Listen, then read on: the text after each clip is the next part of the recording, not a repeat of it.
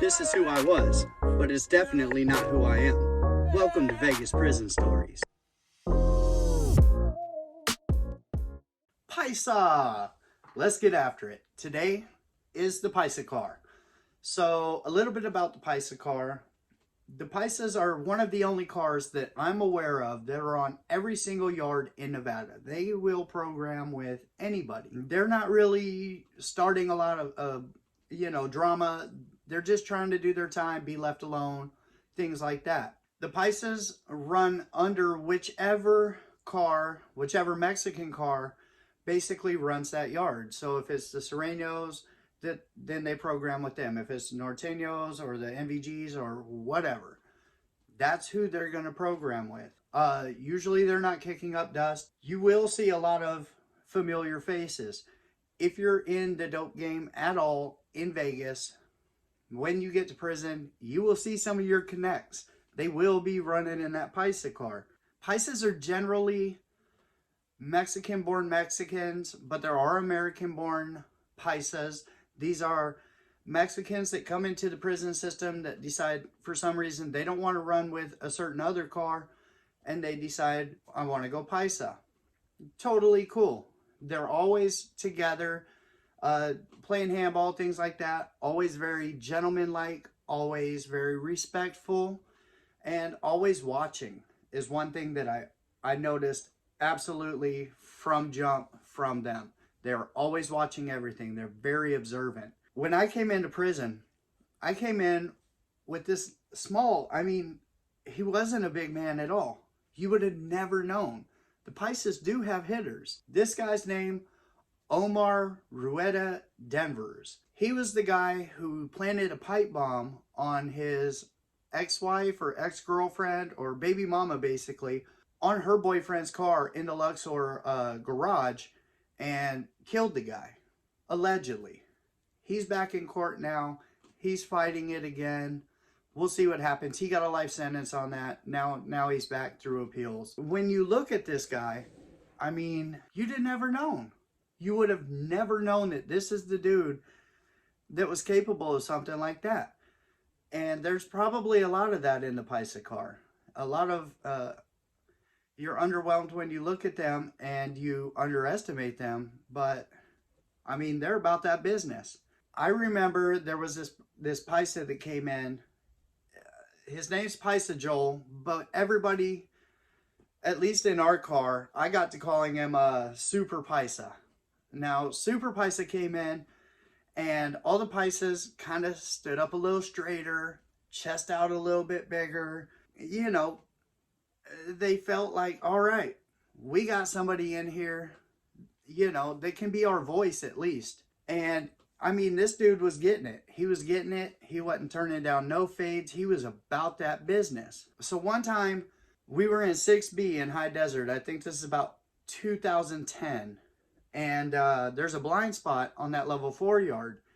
It's over, let's see, 6AB, CD. It's over right there by 6D, and I guess it'd be 5A.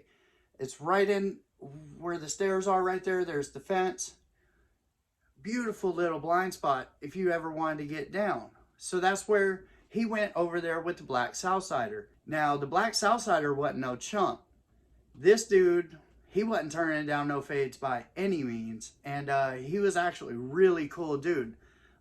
He lived like two houses down from me on the top tier. So Super Paisa and the Black Sereno, they're getting it over in the corner. They're picking, boom, they're dumping each other. We're talking elbows. I think the Black Southsider split Super Paisa's forehead, eyebrow, right there. He was leaking pretty good. Super Paisa had hit the Black Southsider. He got him in the mouth, so his lip was fat. Nothing happened. Nobody caught on to it. And, this was a really good fight. They were getting it for a minute. They called it quits, went to playing handball, whatever. Handled their shit like men. They were done. Not too long after that, Super Paisa gets a new celly. I don't know which car his celly rode with, but I don't think he was a Paisa. They get to getting at each other. Couple of words. Next thing you know, it's full on war. You can hear this war. There's nothing like being locked down and hearing a cell fight going on. I'm on the top tier. We can look straight across. It's right over by the showers where their house is. We know they're getting it, and we know it's a vicious one. This isn't a little tussle. This is happening. It goes on probably for about 5 or 6 minutes. Next thing we know, the door opens. Super Paisa pushes all of his belongings out onto the tier, walks out, and the door closes behind Super Paisa. Of course, you know, the little green men in their little green jumpsuits come running in and get down, get everybody out your window, you know. That's how they get down. And they take Super Paisa out. Of course, we're low-key. We're still looking through the window because, fuck you, I'm not going to sit down. Eat a dick. Eat a bowl of them with no milk. So anyway, they take Super Paisa out of there. Then it's his celly's turn. Well, it was blood. I mean, there was... They put crime tape over the cell. I've never seen that before. That is the only time I remember seeing that. Probably because most action went down on the yard, and it rarely went down in people's houses like that. I don't know what happened in there, but I know there was a massive amount of blood. It was unreal. When we walked to the showers, you look through that window, through that crime tape. I mean, somebody, I don't know if he did the hokey pokey. I don't know. Yeah, we'll never know because the two dudes that were involved in it were enclosed. All there is this little window. Nobody can see really what's going on in there. You know, I mean, it's all up to debate. It's all up to both of their stories, I guess. Now, from what I hear, Super Paisa kicked off a riot not too long after that in 5 Unit, I believe it was. And that was all bad. And Super Paisa got moved, probably up north. The good thing about the Paisas is when they get moved, they can just program. You know, there's not much hoopla to it. If they have a problem with somebody on one Mexican car, they'll shoot them up to a northern prison where they will be programming with a different car. Now, once they're programming with a different car, who cares, you know? So that's pretty good for the Paisas, I suppose. But for the most part, like in Southern Desert, they would spread together. There wasn't a lot of money in the Paisa Car, which is weird because there was a lot of dope men in the Paisa Car.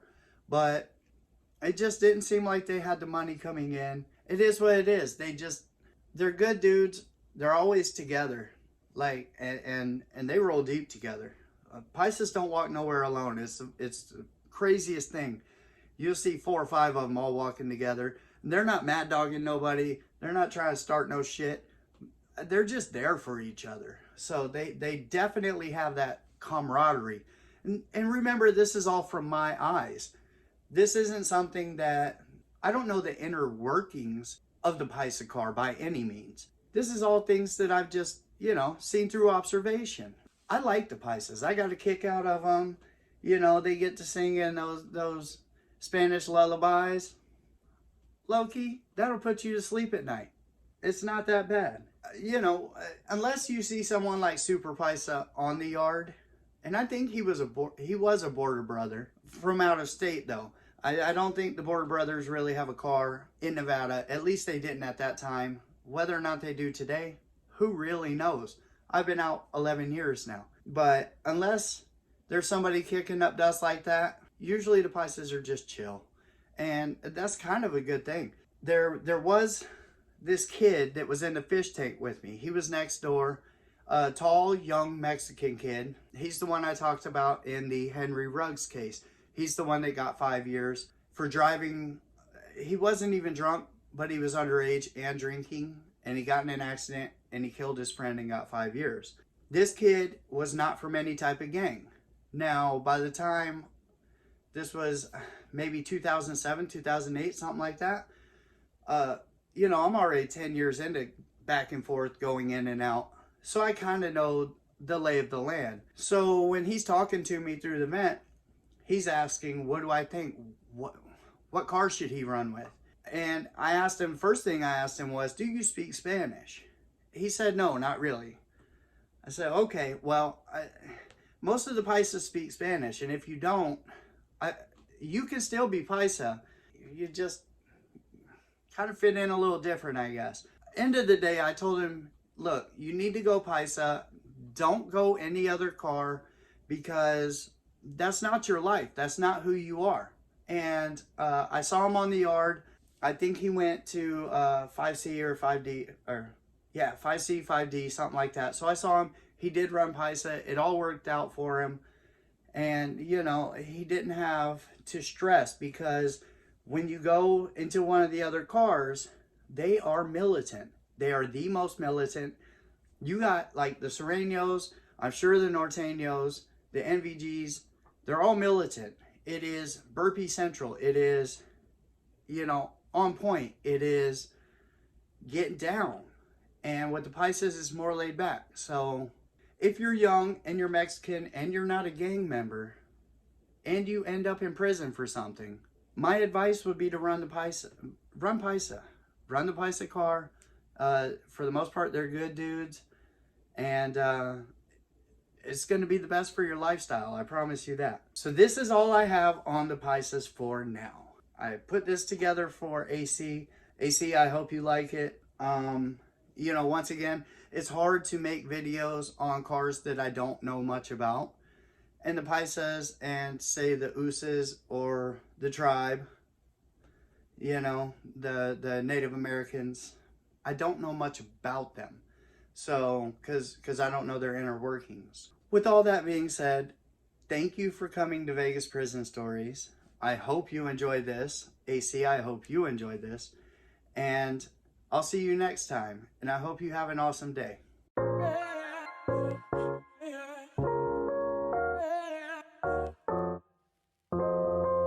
This is who I was, but it's definitely not who I am. Welcome to Vegas Prison Stories.